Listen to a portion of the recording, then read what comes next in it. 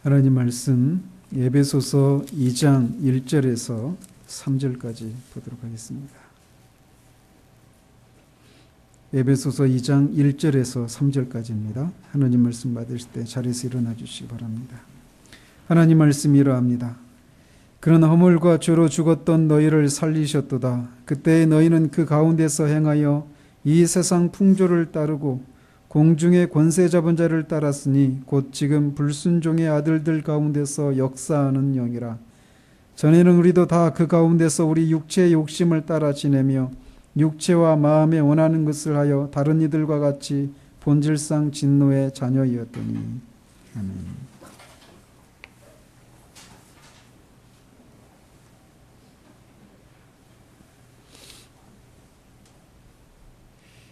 우리는 구원받기 전에 인간의 상태에 대해서 언급하고 있는 이 본문을 몇 주째 계속 살펴보고 있습니다. 지난주에는 모든 사람이 육체의 욕심을 따라 행하기 때문에 허물과 죄를 범한다는 사실을 말씀드렸습니다. 이 육체의 욕심은 우리의 동물적인 육체와 이 마음이 원하는 것을 통해 나타난다라고 말씀을 드렸습니다. 오늘은 마지막으로 이런 상태 가운데 있는 인간을 하나님은 어떻게 바라보시는가에 대해서 살펴보도록 합니다. 그것에 대해서 사도는 다른 이들과 같이 본질상 진노의 자녀였더니 라고 하는 말을 통해서 죄 가운데 있는 사람을 향해 하나님이 진노하신다라고 말하고 있습니다. 하나님의 진노라고 한 이 주제는 사람들에게 결코 유쾌한 교리가 아닙니다. 그리고 몇 차례 말씀드렸지만 오늘날 교회 안에서 이런 주제의 설교를 듣기가 쉽지 않은 것이 우리의 현실입니다. 사도는 다른 이들과 같이 본질상 진노의 자녀였더니 라고 한 이 말을 통해서 우리에게 이 사람들이 듣기를 불편해하는, 그렇지만 우리의 실상인 이 진리에 대해서 이 말씀을 통해서 두 가지 사실을 우리에게 진술하고 있습니다. 하나는 우리 모두가 하나님의 진노 아래 있다라고 하는 사실입니다. 그리고 또 하나는 우리 모두가 본질상 하나님의 진노 아래 있다라고 하는 것입니다. 우리가 결코 유쾌하지 않은 이 교리를 살펴야 하는 이유가 무엇일까요? 그것도 기분 좋게 마무리해야 할 이 한 해의 마지막 날인 이 마지막 주일에 이 주제를 살펴야 하는 이유가 무엇일까요? 가장 먼저는 이 주제가 성경에서 분명하게 다루고 있는 주제이기 때문에 그렇습니다. 성경은 하나님의 말씀입니다. 그리고 하나님께서 이 하나님의 말씀인 성경을 우리에게 주신 이유는 이 성경을 우리의 삶과 신앙의 유일한 표준으로 삼기 위해서 우리에게 주신 것입니다. 그렇기 때문에 성경에서 다루고 있는 주제 중에서 우리가 취사 선택할 수 있는 권리가 없다라고 하는 것을 우리는 알아야 합니다. 때로는 사람들에게 불쾌함을 불러일으키는 주제라고 하더라도 우리는 반드시 성경에 있기 때문에 그 주제를 반드시 다루어야만 합니다. 제가 하고 있는 이런 류의 설교를 강해 설교라고 하는데, 강해 설교가 가진 장점 중에 하나가 바로 이것입니다. 설교자가 회중의 상태를 살펴가면서 피해갈 수 없는 것이 바로 강해 설교가 가지고 있는 중요한 특징 중에 하나예요. 이렇게 우리는 성경이 우리에게 하나님의 진노에 대해서 말하고 있기 때문에 이 듣기 불편해하는 이 교리를 반드시 전해야만 한다라는 것입니다. 또 우리가 이 주제를 살펴야만 하는 또 다른 이유가 있다면 이것이 인간이 처한 실상이기 때문에 그렇습니다. 인간이 이런 처지에 있을 수도 있다라고 하는 어떤 가능성을 말하는 것이 아니라 모든 인간이 이미 이런 상태 가운데 있다라고 하는 것이 있는 것이 우리의 실상이기 때문이라는 것입니다. 이 진리에 우리의 영원한 운명이 달려 있다라고 성경은 말합니다. 따라서 영원한 운명이 걸려있는 이 주제보다 더 중요한 것이 어디에 있겠습니까? 세상에서 우리의 마음을 사로잡는 여러 가지 것들이 있지만 영원한 운명보다 우리에게 더 치명적인 것이 어디에 있겠는가라는 것입니다. 따라서 우리는 모든 인간의 실상에 대해서 말하고 있는 이 주제를 반드시 살펴야만 합니다. 또 우리가 이 주제를 살펴야 하는 이유가 있다면 이 주제에 대해서 우리가 바르게 알 때 비로소 우리는 하나님의 사랑에 대해서 바르게 알게 되기 때문이라는 것입니다. 오늘날 하나님의 사랑만을 강조하는 풍토가 교회 안에 만연되어 있는데 우리가 진정으로 하나님의 사랑이 무엇인지를 어떤 종류의 사랑인지를 알기 위해서는 우리가 어떤 상태에 있는지를 바르게 알아야만 한다는 것이에요. 우리가 어떤 상태 가운데 있다는 것을 바르게 알 때에만 비로소 하나님의 사랑을 진정으로 이해할 수 있기 때문에 우리는 이 주제를 살펴야 한다는 것입니다. 또 우리가 이 진리를 살펴야 하는 이유가 있다면 바로 우리 주 예수 그리스도께서 왜 이 땅에 오셔야만 했는지, 또 그가 이 땅에 오셔서 왜 죽으셔야만 했는지, 특별히 십자가에서 죽으셔야만 했는지에 대한 이유를 알 수 있기 때문에 그렇습니다. 우리가 처한 상태가 하나님의 진노 아래 있다라고 하는 이 상태를 알지 못하면 예수 그리스도가 오시고 그가 하신 일을 이해할 수가 없어요. 특별히 십자가에서 흘리신 그의 피의 사역에 대해서 우리가 이해할 수가 없기 때문에 이 주제를 살펴야 한다는 것입니다. 마지막으로 우리가 이 주제를 살펴야 하는 이유는 이 주제야말로 복음 전도와 관련되어 있는 주제이기 때문에 그렇습니다. 사람들이 예수 그리스도를 믿지 않는 이유가 무엇일까요? 여러 가지 이유가 있겠지만 가장 근본적인 것은 자신이 하나님의 진노 아래에 있는 죄인이라고 하는 사실들을 알지 못하기 때문에 그렇습니다. 그래서 하나님의 진노 아래에 있는 죄인이어서 그리스도가 반드시 필요한 죄인이라는 사실들을 알지 못하기 때문에 예수 그리스도를 믿지 않는 거예요. 그렇지만 자신이 하나님의 진노 아래 있다는 사실을 알게 되었을 때 사람들은 반드시 그것에 반응하게 되어 있습니다. 이런 이유들이 우리가 사람들에게 불쾌함을 불러일으키는 주제임에도 불구하고 반드시 살펴야 하는 이유들이라고 할 수 있습니다. 그렇다면 다시 본문으로 돌아가서 사도가 앞에서 말씀드린 대로 사도는 이 본문을 통해서 인간의 상태에 대해서 두 가지를 진술하고 있다고 말씀드렸어요. 즉, 이 세상의 모든 사람이 하나님의 진노 아래 있다라고 하는 것과 또 하나 모든 사람이 본질상 하나님의 진노 아래 있게 되었다라고 하는 이 두 가지 사실입니다. 먼저 사도는 이 세상의 모든 사람이 하나님의 진노 아래 있다라고 말하고 있는데 그것을 다른 이들과 같이라고 하는 말을 통해서 이 사실을 진술하고 있습니다. 여기서 다른 이들이라고 할 때 이 다른 이들은 예수 그리스도를 믿지 않는 사람들을 가리키는 것이 분명합니다. 이 말처럼 사람들의 불쾌함을 불러일으키는 말이 어디 있겠습니까? 사람들은 진노하는 하나님에 대한 진리를 받아들이고 싶어 하지 않습니다. 어려운 상황에 빠진 사람들을 도와주고 그들을 사랑으로 대해주고 받아주시는 하나님에 대해서는 얼마든지 환영하지만 자신이 창조한 인간들을 향해서 진노하고 그들에게 영원한 심판을 내린다라고 하는 이 진리를 사람들은 결코 좋아하지 않아요.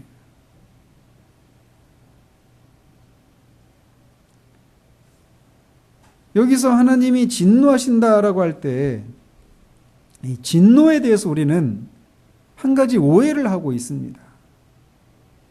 우리는 종종 자기 성질을 이기지 못해서 자제력을 잃어버리고 거친 말과 폭력을 행사하는 경우들을 봅니다. 저 역시도 종종 이런 때가 있어요. 그래서 우리의 그 경험의 근거에서 하나님의 진노에 대해서도 그렇게 생각하는 경향이 있다는 것입니다. 그러나 하나님의 진노는 의에 기초한 분노입니다. 그리고 하나님의 진노는 역설적이게도 하나님의 사랑을 거부한 것에 대한 피할 수 없는 결론이라는 것입니다. 만약 하나님의 사랑이 거부되고 조롱당하고 멸시를 당할 때 하나님은 하나님의 공의로운 성품에 의해서 진노하신다라는 것입니다. 이렇게 하나님의 진노는 우리들이 분노를 쏟아내는 종류의 그런 종류의 분노가 아니라는 것을 우리가 먼저 알아야 합니다. 그리고 이 진노하심에 대해서 사람들이 싫어하지만, 그리고 어떤 사람들은 신약의 하나님은 사랑의 하나님이시고 구약의 하나님은 진노하시는 하나님이시다, 이렇게 신약과 구약의 하나님이 다르다라고 말을 하지만 그렇지 않다라는 것입니다. 하나님의 진노에 대한 진리는 창세기에서부터 계속해서 등장하고 있습니다. 아담이 하나님께서 금하신 선악을 알게 하는 열매를 따먹고 하나님은 그와 이 하와에게 저주를 내리시죠. 그리고 그들을 에덴 동산에서 쫓아내십니다.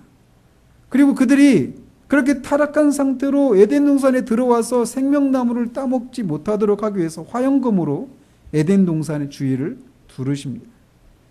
화영검은 말 그대로 불칼이에요.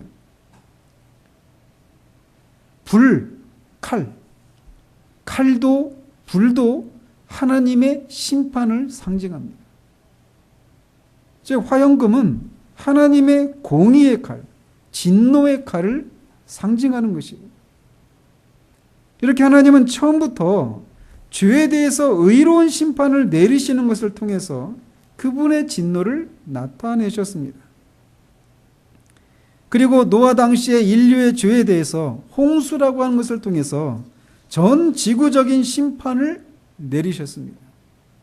또 19장에서 소돔과 고모라 사건을 통해서도 소돔성에 하나님께서 유황불을 통해서 심판을 내리셨고, 또 가나안 땅에서 이스라엘 역사 속에서도 하나님은 그들의 개인들의 죄와 이스라엘 백성 전체에 대해서, 전체의 죄에 대해서 심판하시는 것을 우리는 너무나 자주 볼 수 있습니다. 이스라엘의 죄에 대해서만 하나님이 진노하시는 것이 아니라 주변의 나라들의 죄에 대해서도 하나님은 진노하시고 그들의 죄에 대해서 심판하시는 것을 우리는 볼 수 있습니다. 그리고 결국 이스라엘 백성들은 바벨론에 의해서 심판을 당하는 것을 통해서 이스라엘의 죄에 대한 하나님의 진노를 나타내십니다. 구약에서만 하나님의 진노를 우리가 살펴볼 수 있는 것이 아닙니다. 신약 역시도 죄에 대해서 진노하시는 하나님을 우리는 볼 수 있습니다. 신약의 첫 설교자는 세례 요한이었습니다. 첫 설교자 세례 요한의 첫 설교는 회개하라라는 것이었어요. 회개해서 임박한 하나님의 진노를 피하라라고 하는 것이 세례 요한의 첫 번째 설교였습니다. 뿐만 아니라 우리 주님의 첫 번째 설교도 역시 마찬가지로 회개하라라고 하는 것이었어요. 세상을 구원하시기 위해서 오신 우리 주님 역시도 하나님의 진노와 심판에 대해서 자주 말씀하셨어요. 특별히 성경 속의 성경이라고 일컬어지는 요한복음 3장 16절에서 우리 주님은 이렇게 말씀하십니다. 하나님이 세상을 이처럼 사랑하사 독생자를 주셨으니 이는 그를 믿는 자마다 멸망하지 않고 영생을 얻게 하려 하심이라.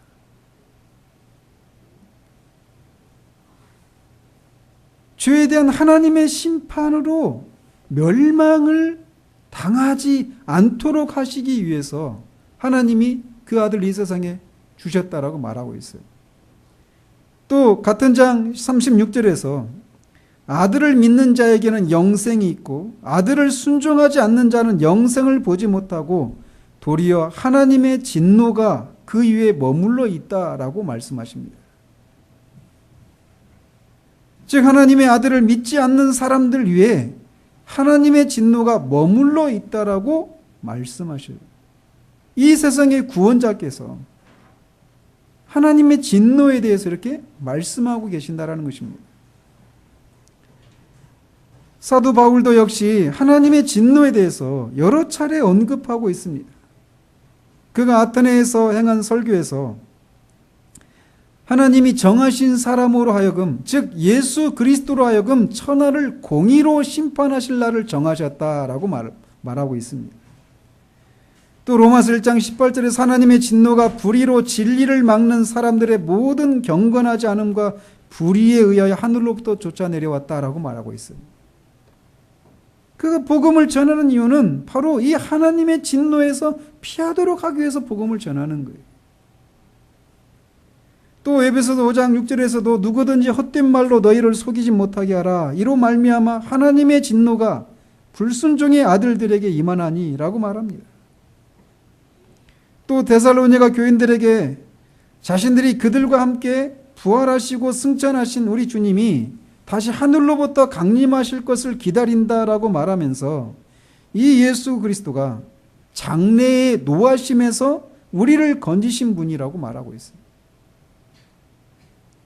사도 베드로 역시도 끝날에 있을 심판을 여러 차례 언급하고 있고 유다도 큰 날의 심판을 언급하고 사도 요한도 그의 서신에서 이것에 대해서 자주 언급하고 있습니다. 무엇보다도 요한계시록에서 하나님은 일곱 인과 대접과 나팔을 통해서 세상을 심판하실 것을 계시해 주고 계시고 무엇보다도 이 계시록 6장에서는 어린 양의 진노로부터 두려워 떠는 세상의 주권자들, 권력자들, 왕들에 대해서 언급하고 있습니다. 세례 요한이 예수 그리스도를 가리켜서 하나님의 어린 양이라고 이렇게 불렀는데 그 어린 양, 그가 예수 그리스도를 하나님의 어린 양이라고 말을 할 때는 세상의 죄를 지고 가는 그런 분으로 그렇게 언급을 한 거예요. 그런데 바로 이 세상의 구원자이신 하나님의 어린 양이 세상 끝날에 죄에 대해서 진노하시고 심판하실 것이라고 하는 것을 사도 요한이 계시를 통해서 말하고 있다는 것입니다. 이처럼 창세기에서부터 요한계시록에 이르기까지 성경은 거룩하시고 공의로우신 하나님께서 죄에 대해서 진노하시고 심판하신다라고 하는 것을 수없이 많이 언급하고 있습니다. 하나님은 이렇게 죄인들에 대해서 진노하시고 이 하나님의 진노 아래 모든 인간이 있다라고 사도가 말하고 있다는 것입니다. 또한 사도는 우리도 다 본질상 다른 이들과 같이 진노의 자녀였다라고 말하면서 모든 사람이 하나님의 진노 아래 있게 된 것은 본질상이라는 것이에요. 여기서 본질상이라고 하는 것을 지난번에 말씀드렸지만 나면서부터라고 하는 말입니다. 즉 사람이 나면서부터 모든 사람이 나면서부터 하나님의 진노 아래 있다라고 말하고 있다는 것입니다. 사도는 이 사람이 하나님의 진노 아래 있게 된 것이 그가 태어나서 어떤 죄를 지었기 때문에 그 결과 하나님의 진노 아래 있다라고 말하고 있지 않아요. 또는 태어날 때는 도덕적으로 중립의 상태로 태어나지만 죄된 본성을 가지고 태어나서 죄를 짓기 때문에 하나님의 진노 아래 있다라고도 말하고 있지 않습니다.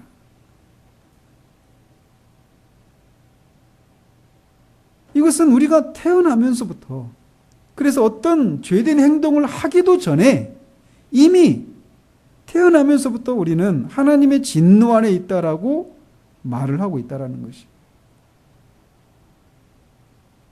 왜 그렇습니까? 그것에 대해서 사도는 로마서 5장에서 말하고 있습니다. 즉 모든 인간이 아담 아래에서 태어나기 때문이다라고 말을 하고 있어요. 사도는 로마서 5장 12절에서 그러므로 한 사람으로 말미암아 죄가 세상에 들어오고 죄로 말미암아 사망이 들어왔나니 이와 같이 모든 사람이 죄를 지었으므로 사망이 모든 사람에게 이르렀느니라 라고 말을 합니다. 사도는 이 구절에서 모든 사람이 죄를 지었다라고 말을 합니다. 그런데 어떻게 모든 사람, 여기서 말하는 모든 사람은 태어나자마자 그 영아의 상태로 태어난 그 아기들도 포함하는 거예요. 모든 사람입니다. 예외가 없어요. 그래서 태어나가지고 어떤 구체적인 죄를 짓기도 전에 모든 사람이 죄를 지었다 이렇게 말하고 있단 말이에요. 어떻게 그것이 가능한가? 그것에 대해서 19절에서 이렇게 말을 합니다. 한 사람이 순종하지 아니함으로 많은 사람이 죄인이 되었다라고 말을 하고 있어요.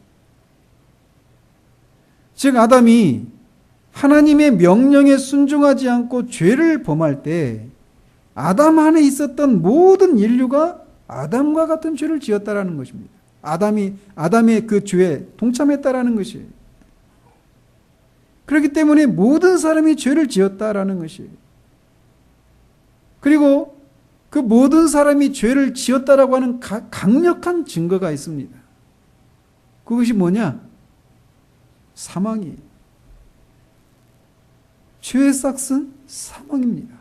사람이 죽는 것은 심장 기능이 멈추고 뇌가 활동을 멈추는 그 결과로 물리적으로는 그런 이유로 죽지만 영적으로는 죄의 결과 때문에 사람이 죽는 거라는 것입니다.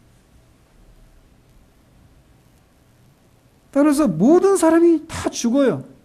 특별히 이 땅에 태어나서 아무런 죄를 짓지 않았음에도 죽는 영아들의 그 죽음은 사람이 태어나면서부터 죄인으로 태어난다라고 하는 것을 우리에게 말해줍니다. 한 번도 죄를 지을 그런 삶을 살아낸 적이 없는 그 아이들도 죽고 만단 말이에요. 이 죽음이라고 하는 그것이, 특별히 영아들의 죽음은 모든 사람이 죄인으로 태어난다라고 하는 것을 가장 강력하게 말해주고 있는 사실입니다. 아담이 지었던 죄를 짓지 않았음에도 불구하고 모든 인류가 그 안에 있었기 때문에 그가 죄를 지을 때 그 안에서 같이 죄를 짓고 죄의 결과인 죽음의 지배를 받게 되었다라는 거예요. 그것이 모든 인간의 상태라고 사도는 우리에게 말해주고 있습니다. 이렇게 하나님의 진노 아래에 있는 사람의 결말은 지옥에서 영원한 형벌을 받는 것입니다. 앞에서도 말씀드린 대로 사람이 예수 그리스도의 복음을 믿지 않고 자신의 영혼의 상태에 대해서 절박한 마음을 품고 구원을 받기 위해서라면 어떤 대가라도 치르고자 하는 그런 열심을 보이지 않는 이유는 자신이 이런 상태 가운데 있다라고 하는 것을 알지 못하기 때문에 그렇습니다.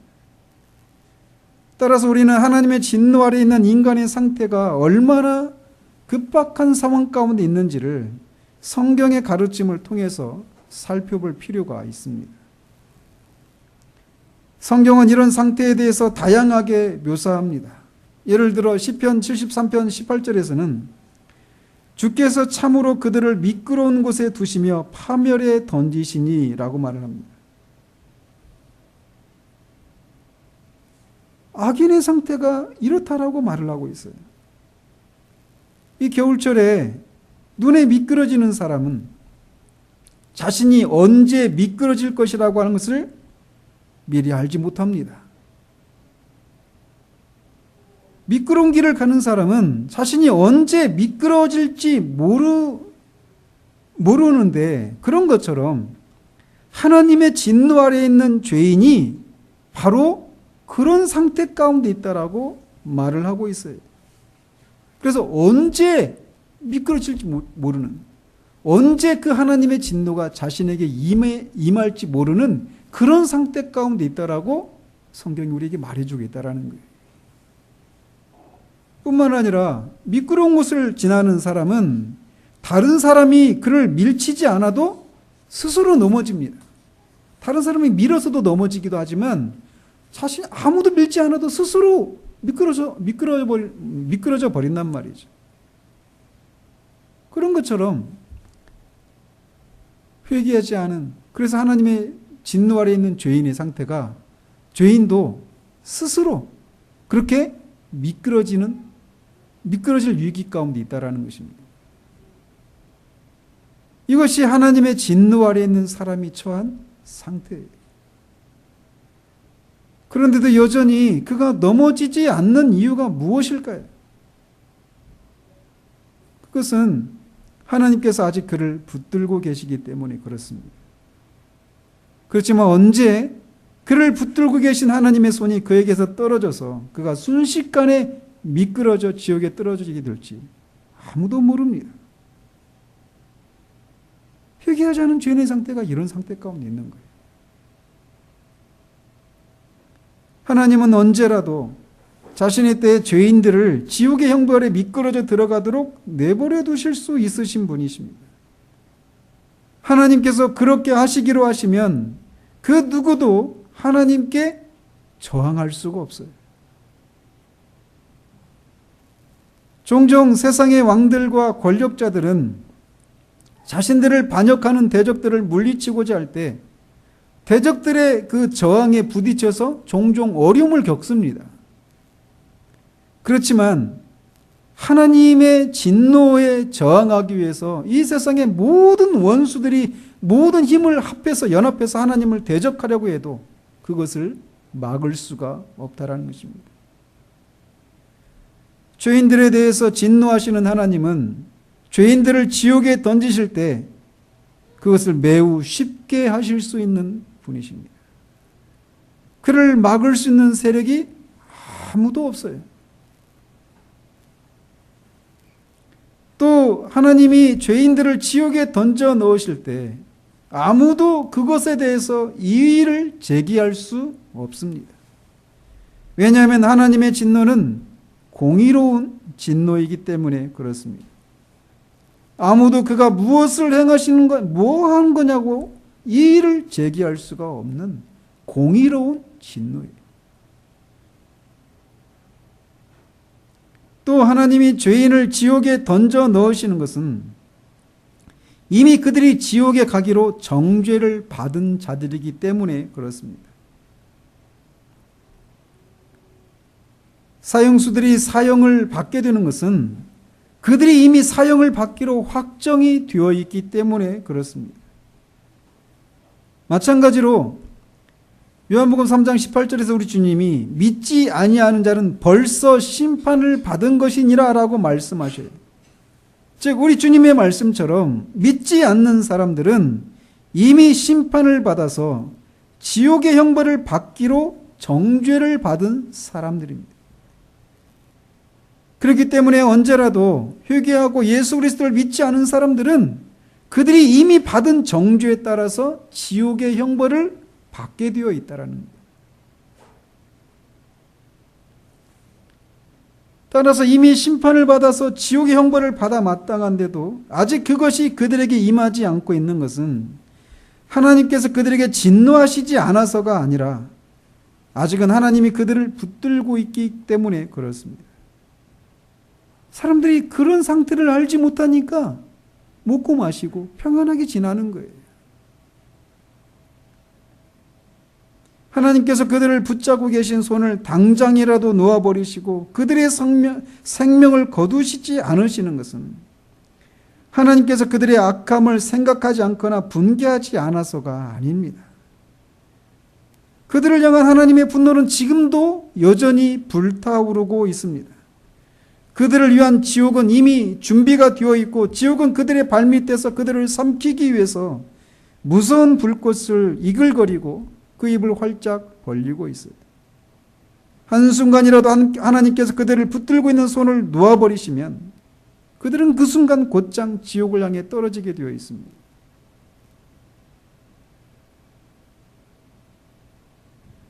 지옥이 그들을 받을 준비를 하고 있는 것처럼 마귀도 우는 사자처럼 그들을 삼키려고 입을 쩍 벌리고 있습니다. 다니엘을 고발했던 사람들이 오히려 굴에 떨어지자마자 굶주린 사자가 그들을 땅에 떨어지기도 전에 그들을 뼈째 물어 뜯은 것처럼 지금도 마귀와 그의 졸개들이 그들을 사로잡아 가려고 호시탐탐 노리고 있어요. 그런데도 왜 그런 일이 일어나지 않느냐? 아직은 하나님께서 그들을 붙들고 계시기 때문에 그렇습니다. 그렇지만 지금이라도 하나님께서 그들을 제어하시는, 이 마귀와 그의 졸개들을 제어하시는 손을 거두시면 지금 즉시 여러분 중에 어떤 사람들은 지옥을 향해 떨어지게 되어 있습니다. 어떤 사람들은 내가 죄인이라고 하는 것은 인정하지만 지옥에 갈 만큼의 죄를 지은 것은 아니라고 할지 모릅니다. 그러나 여러분이 누가 봐도 지옥에 갈 만한 사람이라고 할 만한 그런 사람과 같이 되지 않고 있는 것은 여러분이 어떤 그 사람과 같이 죄를 지을 수 있는 그런 본성이 없거나 충분히 부패하지 않아서가 아니라는 사실을 알아야 합니다. 우리가 이만큼이나 살고 있는 것은 하나님께서 우리 안에 있는 죄된 본성을 억제하고 제어하고 계시기 때문에 그렇습니다. 그래서 만약 하나님이 지금이라도 우리 안에 있는 그 죄된 본성을 억제하고 제어하시는 그 손을 거두시면 우리 안에서 하나님을 향한 적대감과 죄를 향한 갈망은 걷잡을 수 없이 활활 타오르게 되어 있어요. 그러나 아직은 하나님이 그것을 제어하고 계실 뿐입니다. 그렇지만 언제라도 그것을 하나님이 놓으셔서 우리로 하여금 하나님을 향한 극한 적대감과 극악한 죄를 놓으시면 우리는 곧장 지옥을 향해 급행열차를 타게 된다라는 것입니다. 죄인을 향한 하나님의 진노는 이렇게 지옥의 형벌을 받는 것을 통해서 그 정점에 이르게 되는데, 믿지 않는 사람이 지옥에 가게 되는 것은 죽음이라고 하는 것을 통해서 가게 됩니다. 지금은 건강하고 아직은 죽을 날이 멀다고 생각하는 사람들이 있다라면 여러분은 아직도 여러분에게 있는 위험이 무엇인지를 모르고 있는 것입니다. 올 한 해도 여러분의 삶을 한번 돌아보십시오.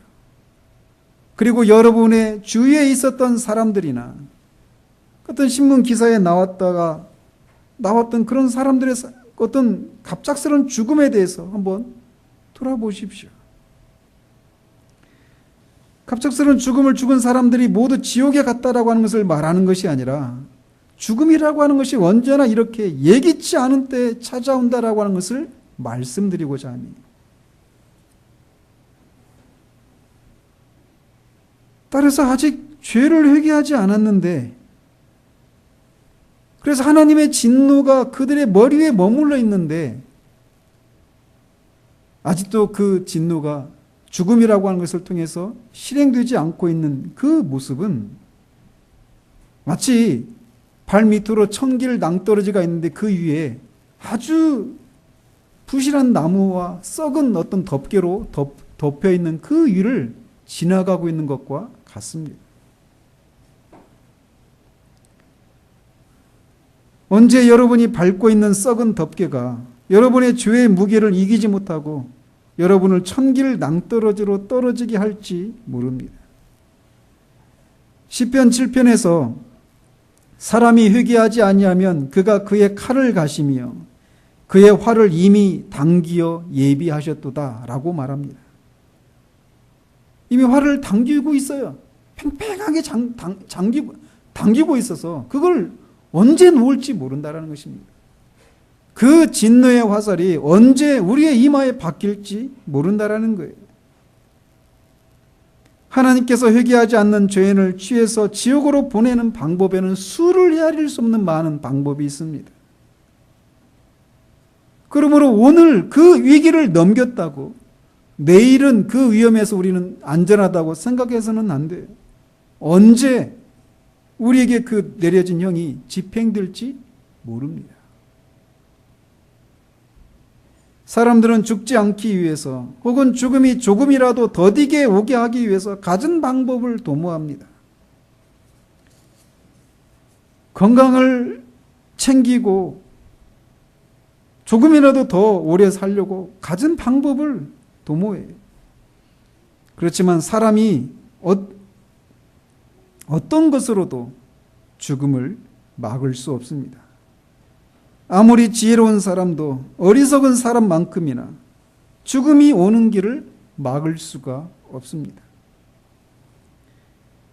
하나님의 진노를 막을 수 있는 사람이 누가 있겠습니까?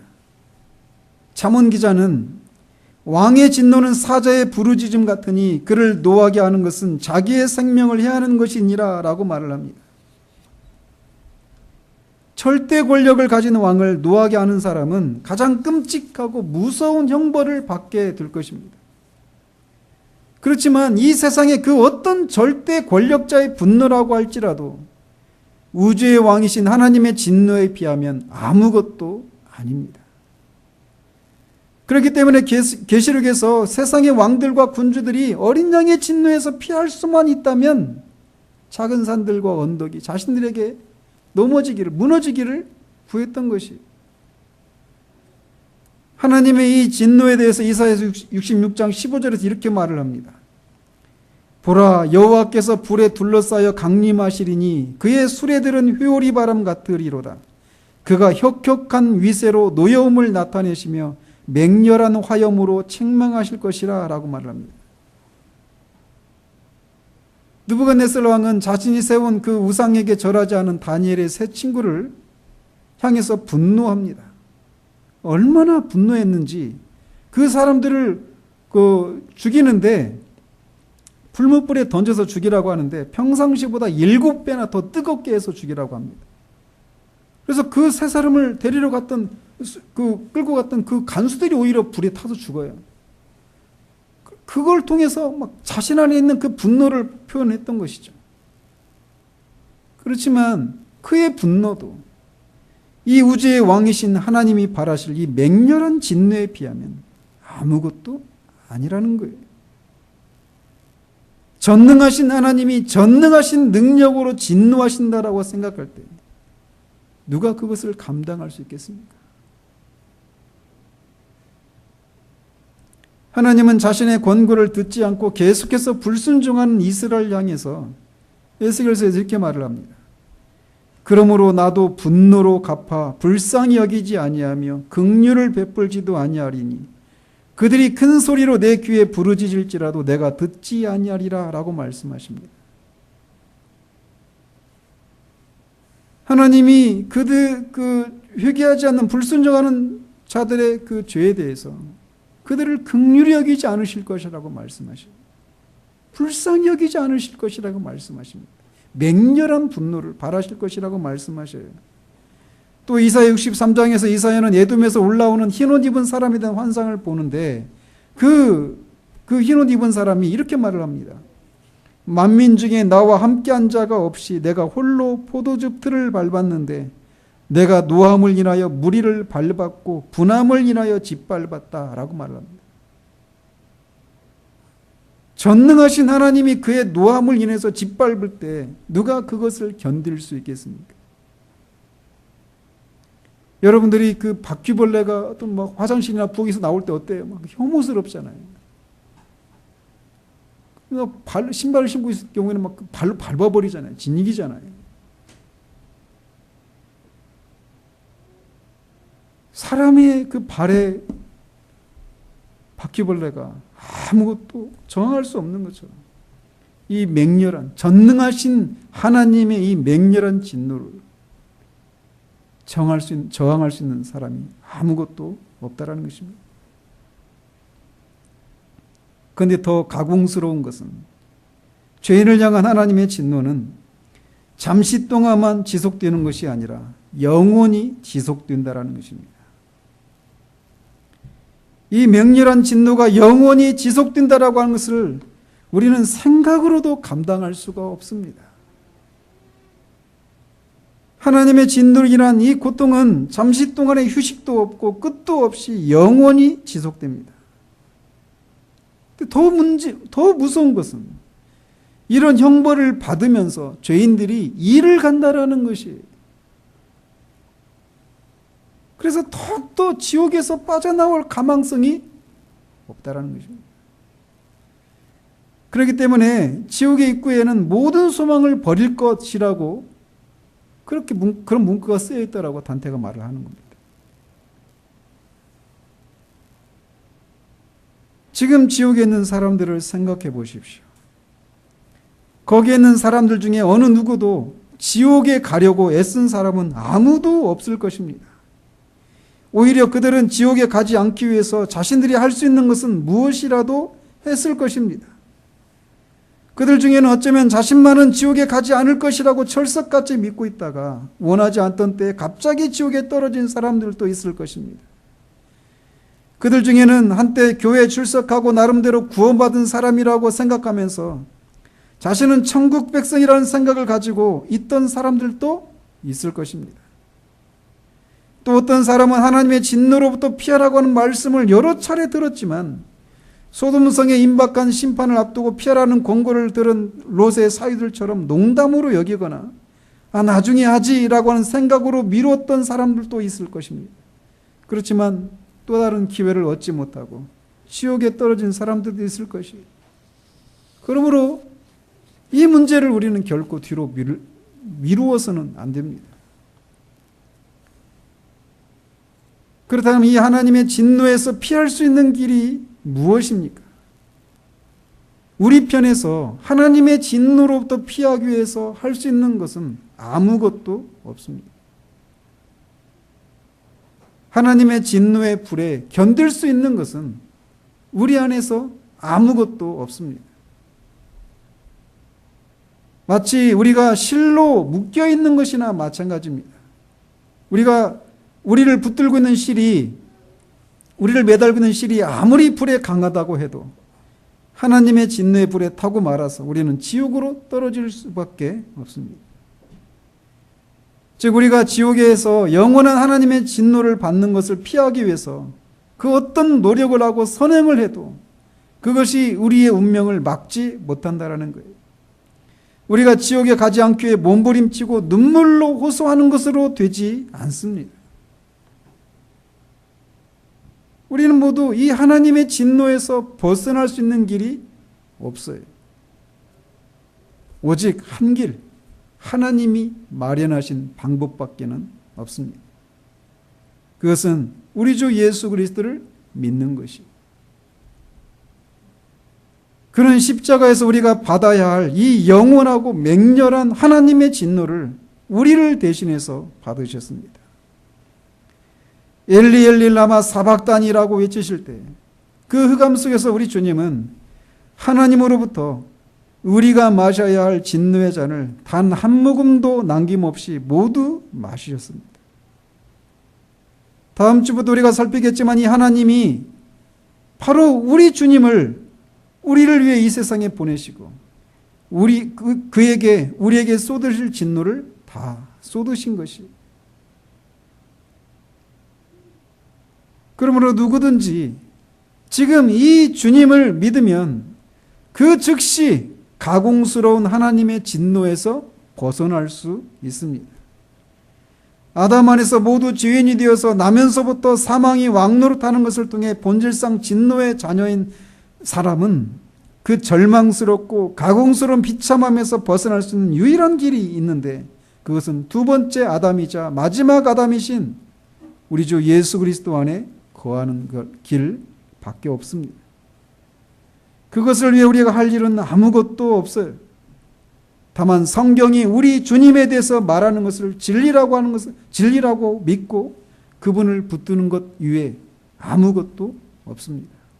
그가 누구이든지 어디에 이르렀든지 성경이 말하는 대로 십자가에서 죽으신 그 예수가 우리를 대신해서 우리가 지옥에서 영원한 진노를 형벌을 받아야 되는 그 하나님의 진노를 대신 받으시고 죽으셔서 그를 믿는 자마다 하나님의 진노에서 피할 수 있다라고 말하는 그 하나님의 말씀을 믿는 것, 그것 외에는 우리가 하나님의 진노에서 피할 수 있는 길이 없습니다.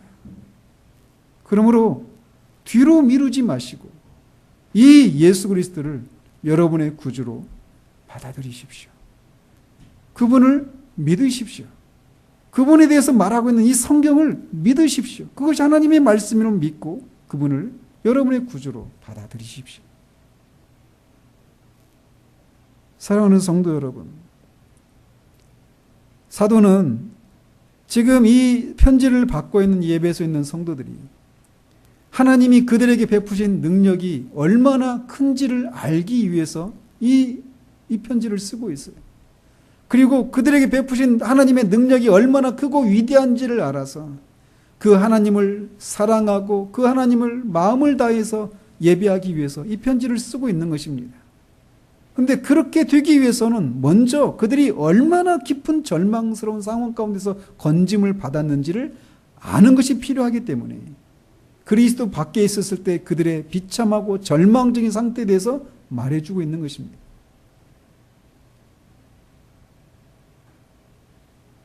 그리스도를 믿는 사람들은 바로 이런 하나님의 진노에서 벗어난 사람들이에요. 우리는 회심의 때에 이 하나님의 진노에 대해서 어느 정도 맛봅니다.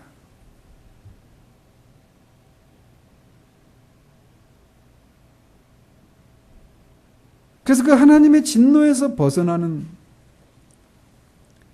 예수 그리스도를 믿어서 그 하나님의 진노에서 벗어날 때 우리에게 그 두려움이 사라지고 우리 안에 그런 감사와 평안이 밀려옵니다.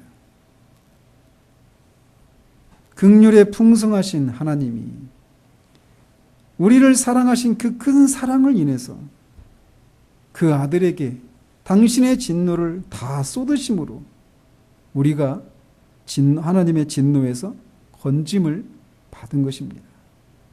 사도가 이 에베소 교인들이 그것을 알기를 위해서 편지를 썼던 것처럼 우리도 다시금 우리가 어디에서 건짐을 받은 사람들인지를 기억할 수 있게 되기를 바랍니다.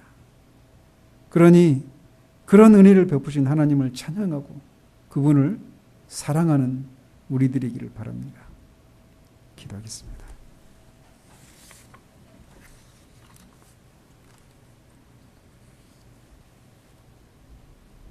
하나님의 진노, 이 주제에 대해서 우리가 잠시 동안이라도 머물러서 하나님의 진노가 어떠한 것인지를 우리가 생각한다라면 우리는 결코 우리의 일상생활을 해나갈 수가 없을 것입니다. 우리가 하나님 안에서 생명을 얻은 사람이라고 하는 것을 확인할 때까지는, 우리에게서 하나님의 진노가 거두어졌다라는 것을 확인할 때까지는 우리는 결코 쉬지 못하게 될 것입니다. 하오니 하나님 아버지, 우리 중 혹여 아직도 하나님의 진노가 자신의 머리 위에 머물러 있는데도 그것을 알지 못하고 그래서 거짓된 평안 가운데 머물러 있는 사람들이 있다라면 주의 성령이시여 저들에게 계시의 영을 허락해 주시고 저들의 마음의 눈을 밝혀 주셔서 그들의 머리 위에 머물러 있는 하나님의 진노가 어떠한 것인지를 깨달아 알 수 있도록 주님 도우시옵소서. 그래서 다음 해가 아니라 바로 지금 오늘 그 하나님의 진노에서 피할 수 있는 유일한 길이신 우리 주 예수 그리스도를 저들의 구주로 영접하는 일들이 있게 하시고 저들이 정말 진정한 그런 평강을, 안전을 누릴 수 있는 은혜를 허락해 주시기를 소원합니다.